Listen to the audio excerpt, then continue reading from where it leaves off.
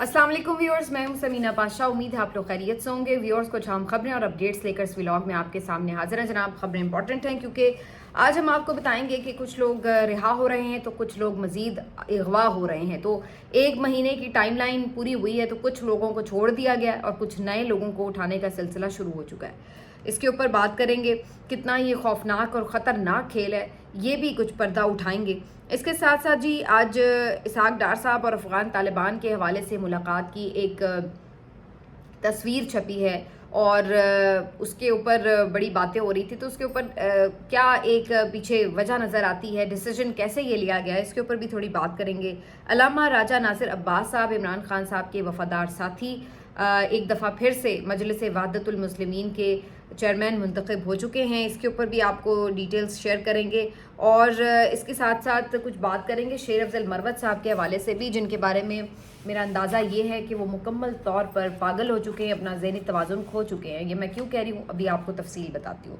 आपसे रिक्वेस्ट है कि चैनल को सब्सक्राइब कर लें अगर अभी तक सब्सक्राइब नहीं किया। तो सबसे पहले बात करते हैं जी इस बारे में कि कौन आया है और कौन गया। तो कल रात हमने ये खबर सुनी कि अहमद नूरानी साहब के दो भाई जो हैं वो बाजियाब हो चुके हैं और कच्चे के इलाके से उन्हें रहीम यार खान पुलिस ने बाजियाब करवाया एक ऑपरेशन के दौरान। बहरहाल ये खबर जो ऑपरेशन की थी वो किस तरह की थी वो सबको पता है, उसके ऊपर मैंने पिछले व्लॉग में तफसीली बात की है, आप वो देख सकते हैं। लेकिन अभी तक इन दोनों भाइयों की हवालगी से मुतल्लिक कोई खबर बहरहाल सामने नहीं आ सकी। ये मालूम नहीं हो सका कि उनके भाई उनके वकला तक पहुंच चुके हैं या नहीं, या उनकी वालदा तक पहुंच चुके हैं या नहीं। तो एक मुकम्मल खामोशी है इस हवाले से और बस यहीं तक वो खबर आई है आखिरी कि जी वो बाजियाब हुए हैं और वहाँ पर एक ऑपरेशन के थ्रू ये बाजियाब हुए हैं। बहरहाल वी जस्ट होप कि अगर ये खबर आई है तो ये ठीक खबर ही होगी। और दूसरा, एक और पीटीआई के सोशल मीडिया एक्टिविस्ट हैं उस्मान, वो भी अपने घर पहुंच चुके हैं रिहा होकर। ये इनकी जो रिहाई है ये किसी ऑपरेशन का नतीजा तो नहीं है, खुद ही इनको छोड़ दिया गया और ये अपने घर रात गए पहुंच गए खैरियत से। और इनका जो मामला है वो बाजियाबी का केस जो है वो लाहौर हाई कोर्ट में मियां अशफाक जो वकील हैं, बड़े रिनाउंड वकील हैं, वो देख रहे थे। और अभी खैर लाहौर हाई कोर्ट की तरफ से तो कोई ऐसा ज़ोरदार ऑर्डर नहीं आया था जिसकी बुनियाद पर हम कहें कि जी इसलिए उन्हें छोड़ा गया। लेकिन बहरहाल ये ज़रूर है कि चीज़ें पैसे पर्दा भी कुछ चल रही होती हैं और कुछ ज़ाहिर है स्क्रीन के सामने भी होती हैं। लेकिन अल्टीमेटली ये जो उस्मान है सोशल मीडिया एक्टिविस्ट पीटीआई के, इनको रिहा कर दिया गया। ये खैरियत से अपने घर पहुंच चुके हैं और इनकी जो वाइफ है उन्होंने भी इसकी तस्दीक जो है वो कर दी है। अच्छा, अब इसके ऊपर जो एक इम्पॉर्टेंट बात है वो ये है कि अभी 4 और लोग हैं ऐसे सोशल मीडिया के पीटीआई के नौजवान जो कि अभी तक लापता हैं। तो अभी ये नहीं है कि सबको छोड़ दिया गया है। अभी ये खबरें चल ही रही थी कि इसी दौरान एक और अहम और ख़तरनाक तरीन खबर जो है वो सामने आई कि सद्दाम खान तरीन को भी रात गए उठा लिया गया है। अब ये फजर के टाइम के आसपास इनके घर से इनको उठाया गया हरनाई से। और सद्दाम खान तरीन पीटीआई के यंग लीडर हैं। अगर फॉर्म 45 के मुताबिक देखा जाए तो हरनाई से ये एमएनए भी बनते, लेकिन इनको हरवा दिया गया। अब सद्दाम खान तरीन जो है ये काफ़ी एक जज्बाती और बहुत हमेशा आपको फ्रंट फुट पर नज़र आते हुए एग्रेसिव किस्म के कारकुन नज़र आते हैं, हर एहतजाज का हिस्सा रहे हैं हमेशा। तो सद्दाम खान तरीन जो है वो उन्होंने ये कुछ अरसे से मैं देख रही थी, पिछले कुछ दिनों से काफ़ी ज़्यादा एग्रेसिव ट्वीट्स भी कर रहे थे और बहुत खुल के बात कर रहे थे। मुझे उसी वक्त शक हो रहा था कि जो बलूचिस्तान के हालात हैं इसमें इनके ऊपर कोई टफ टाइम शुरू हो सकता है। जिस तरह से ये खुलकर बात कर रहे हैं, इस्टेब्लिशमेंट पर भी तनकीद बज़ाहिर बहुत ज़्यादा सीधे निशाने लिए हुए थे इन्होंने। तो ये कल रात अब खबर आई है कि सद्दाम खान तरीन जो है इनको भी इनके घर से उठा लिया गया है। अब ये एक तरह से आग से खेलने के मुतरादिफ है, क्योंकि आप देख रहे हैं कि सालार खान काकड़ जो कि ऑलरेडी पीटीआई के वहाँ के सदर हैं बलूचिस्तान के, और जिस तरह से उन्होंने तकरीबन 100 से ज़्यादा दिन इनको हो चुके हैं, इनको जेल में बंद किया हुआ है, इनको ज़मानत नहीं मिल रही है, मिलती है तो किसी और मुकदमे में पकड़ लिया जाता है।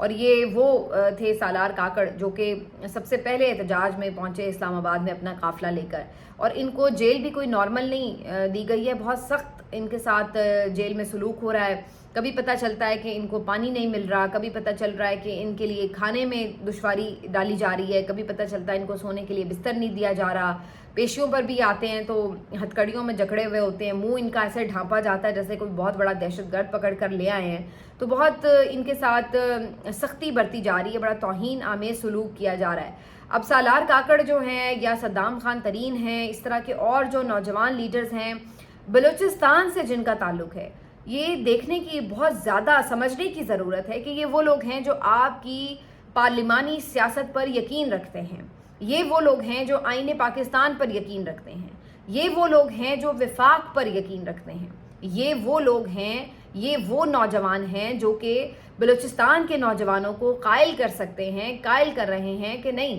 یہ ہمارا وطن ہے، یہ فیڈریشن ہماری ہے، ہم نے اس کے ساتھ جڑے رہنا ہے، ہم نے اسی آئین کو ماننا ہے اور اسی آئین کے تحت ہونے والے الیکشنز میں حصہ لینا ہے، اور پھر اپنی آواز جو ہے وہ اسمبلیوں تک پہنچانی ہے اور اپنے حقوق کی بات کرنی ہے۔ تو آپ کیا کر رہے ہیں؟ آپ یہ کر رہے ہیں کہ وہ لوگ جو دلیل سے بات کر رہے ہیں، وہ لوگ جو آپ کی نوجوان نسل کے نمائندہ ہیں اور اس علاقے کے کہ جو آپ سے آدھے سے زیادہ ناراض ہے، آپ کی بات سننے، آپ کی شکلیں دیکھنے کے لیے تیار نہیں ہیں، تو ایسے لوگ جو کہ وہاں پر قابل قبول ہیں، جن کو لوگ وہاں پہ ایکسیپٹ کر رہے ہیں، جن کی بات سننے کے لیے تیار ہیں، آپ بجائے ان کے کہ انہیں آپ امپاور کریں، آپ ان کو اسمبلیوں میں آنے دیں تاکہ لوگوں کو یہ یقین رہے کہ ہماری آواز اسمبلیوں تک پہنچ رہی ہے، تو آج نہیں تو کل ہمارے مسائل کا حل ہوگا۔ آپ کیا کرتے ہیں؟ آپ اپنے ٹاؤٹس لا کے اسمبلیوں میں بٹھاتے ہیں، اور تیسرے چوتھے نمبر پر جو ٹاؤٹ آپ کے آئے، آپ نے ان کو فارم 47 کے تحت اسمبلیوں میں بٹھایا، اور جو جینون نمائندے تھے ان کو آپ نے ہروا دیا۔ تو پہلے آپ نے یہاں پر ان کے ساتھ زیادتی کی، اور پھر اس کے بعد جب وہ احتجاج کرتے ہیں تو آپ کیا کرتے ہیں کہ آپ ان کو پکڑتے ہیں، آپ ان کو جیلوں میں بند کرتے ہیں، ان کے ساتھ ناروا سلوک کرتے ہیں۔ پھر جو باقی ان کے ساتھی اس پہ احتجاج کرتے ہیں جیسے صدام خان ترین وغیرہ، تو آپ ان کو گھروں سے اٹھوا لیتے ہیں اور پھر انہیں کہیں ابھی فی الحال تک کہیں پریزنٹ بھی نہیں کیا گیا۔ عادل بازائی جیسا نوجوان، اس کے آپ پلازے گرا دیتے ہیں، اس کے ساتھ آپ کیا کرتے ہیں؟ اس کی پوری سیٹ چھیننے کی کوشش کرتے ہیں، تو اس کے ساتھ بھی آپ یہ سلوک کرتے ہیں کہ آئندہ کوئی بھی جو بلوچستان کا نوجوان ہے وہ یہ سوچے ہی نہ کہ جناب پرامن جد و جہد کے ذریعے ہمیں کچھ مل سکتا ہے۔ وہ یہی سوچے گا کہ یار جنہوں نے پرامن جد و جہد کی، جنہوں نے پارلیمانی سیاست کا راستہ اختیار کیا، آپ نے ان کے ساتھ کیا کیا؟ تو آپ خود سوچئے کہ آپ کیا کر رہے ہیں اس ملک کے ساتھ، اس کی سالمیت کے ساتھ، اس کی سلامتی کے ساتھ۔ یہ تو اگر آپ اس طریقے سے سلسلہ جاری رکھیں گے کہ جو ان کے ریپرزنٹیٹیوز ہیں، وہ مارنگ بلوچ ہو، وہ سالار کاکڑ ہو، وہ اختر مینگل ہو، وہ عادل بازائی ہو، تو آپ ان کے ساتھ کیا کر رہے ہیں؟ آپ یہ کر رہے ہیں کہ ان کو جیلوں میں بند کریں۔ تو آپ بیسیکلی اس خطے کے رہنے والوں کو یہ پیغام کیا دینا چاہ رہے ہیں انڈائریکٹلی کہ ہاں بھئی جو ہتھیار اٹھائے گا وہ لڑ لے، جو پرامن رہ کے بات کرے گا اپنے حقوق کی، اس کے ساتھ ہم یہ کریں گے۔ تو یہ آپ کتنا خوفناک ایک راستہ ان کو دکھا رہے ہیں۔ یہ سوچنے کا مقام ہے کہ ہم یہ آج دیکھ رہے ہیں کہ وہ لوگ جو عوامی نمائندے ہیں، حقیقی جینون، ان کو آپ اس طرح گھروں سے اٹھا رہے ہیں۔ تو وہ تو پہلے ہی یہ بات کر رہے ہیں کہ جی ہمارے لوگ اٹھائے جاتے ہیں، تو آپ اس چیز کو اور انڈورس کرتے ہیں کہ ہاں بھائی کوئی شک باقی نہ رہ جائے۔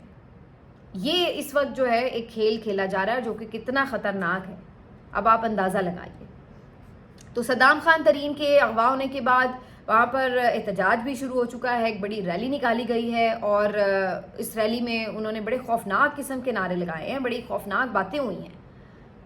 تو یہ چیزیں آپ جب کریں گے تو پھر آپ کیا ایکسپیکٹ کرتے ہیں کہ لوگ آپ کے گلے میں پھولوں کے ہار ڈالیں گے، یا وہ یہ کہیں گے کہ جی بہت زبردست آپ لوگ کام کر رہے ہیں تو لہٰذا ہم آپ کے ساتھ کھڑے ہیں؟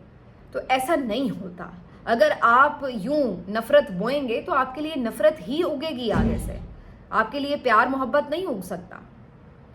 یہ ایک خطرناک چیز ہے۔ ہم صرف اس طرف توجہ دلا سکتے ہیں کہ یہ آگ سے کھیلنے کے مترادف ہے، یہ مت کریں۔ جو حقیقی نمائندے ہیں بلوچستان کے، ان کو انگیج کریں، ان کو امپاور کریں، تاکہ جو بلوچستان میں اس وقت ایک آگ ہے، اور جو بیرونی دشمن ممالک اور ایجنسیاں بھی اپنا کھیل اس آگ میں کھیلنے کی کوشش کرتی ہیں، وہ تبھی ناکام ہوں گی جب وہاں کے لوگ آپ کے ساتھ ہیں۔ اگر وہ لوگ ہی آپ سے متنفر ہو گئے تو آپ دشمن کی چالوں کو بھی ناکام نہیں بنا سکتے، آپ کہیں پہ لڑ نہیں سکتے، کہیں پہ کامیاب نہیں ہو سکتے اگر آپ کے لوگ آپ کے ساتھ نہیں ہیں۔ لیکن یہ بات ابھی کسی کو سمجھ نہیں آ رہی. افسوسناک صورتحال یہ ہے. ابھی تک بھی صورتحال یہ ہے, یہ تو ہم بلوچستان کا رونا رو رہے ہیں, یہاں تو کیپٹل سٹی میں اس طرح کی سچویشن ہے کہ جہاں پر جنون نمائندوں کو ہرایا گیا ہے اور ان کے اوپر مقدمات کی بھرمار ہے.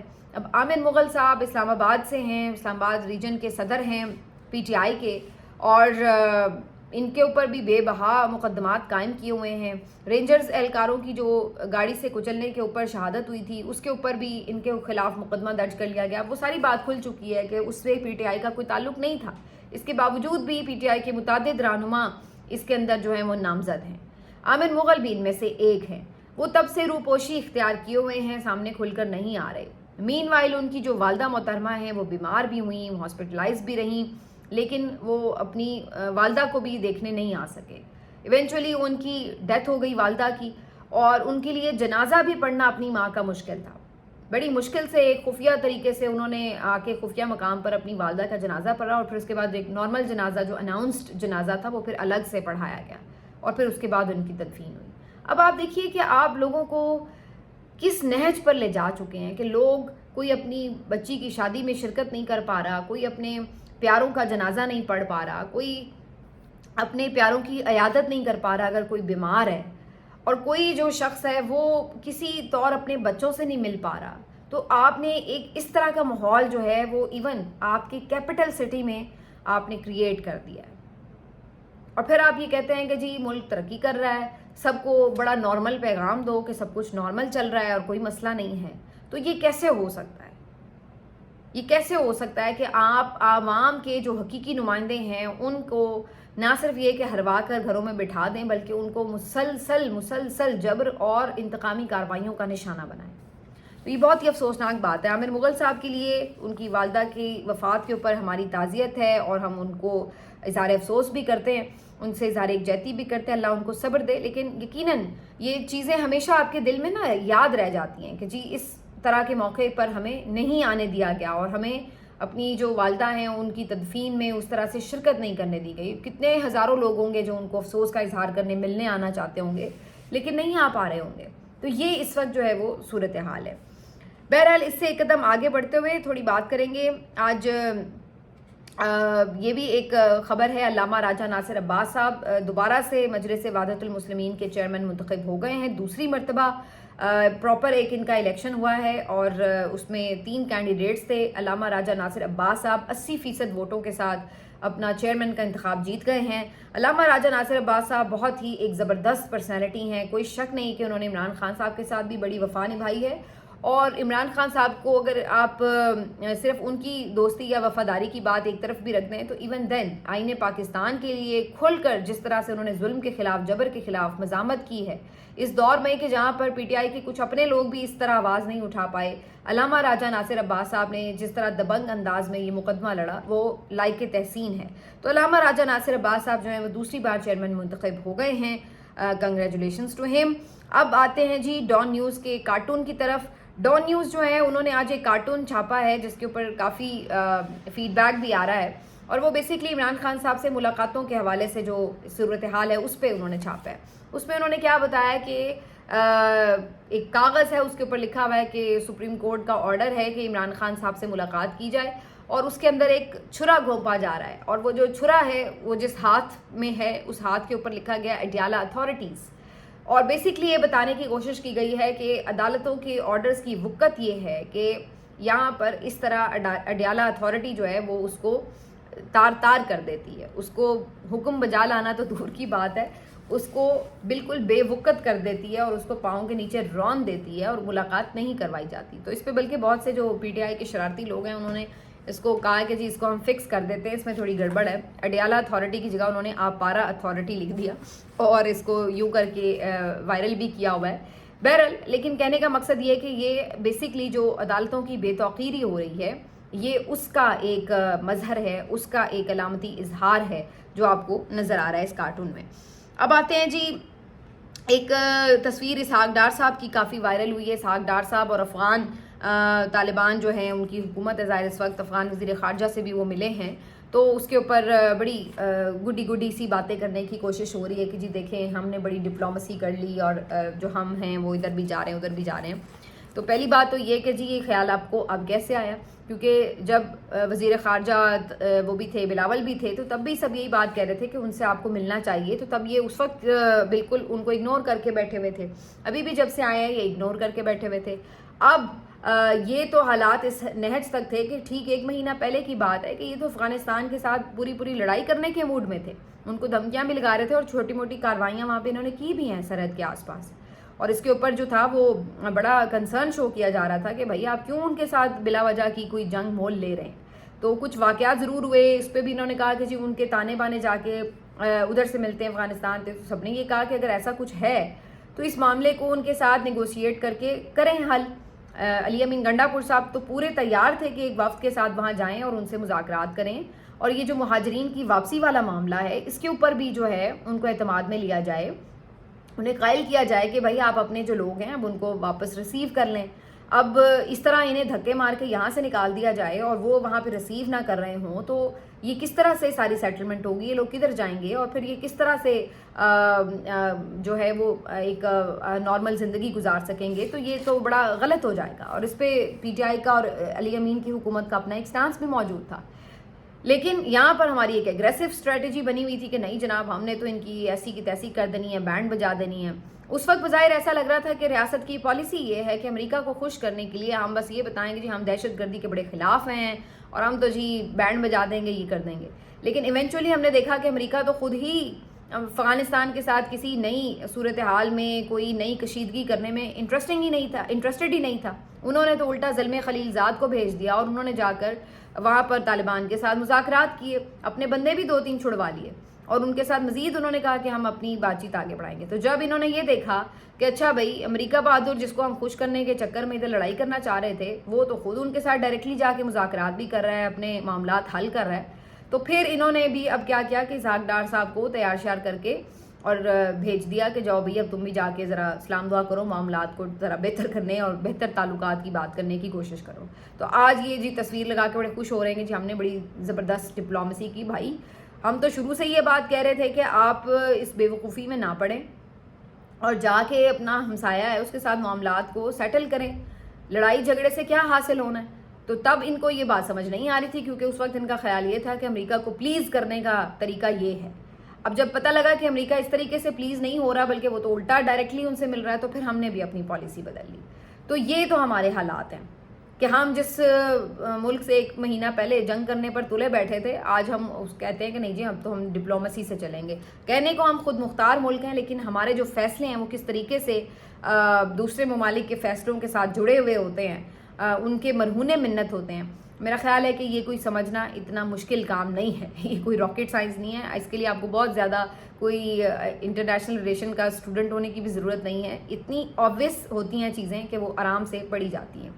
بہرحال مجھے شیر افضل مروت صاحب کے حوالے سے بھی تھوڑی بات کرنی تھی کیونکہ شیر افضل مروت صاحب تو بالکل ہی ہتھے سے اکھڑے ہوئے ہیں اور بدتمیزی کی انتہا پر پہنچ چکے ہیں.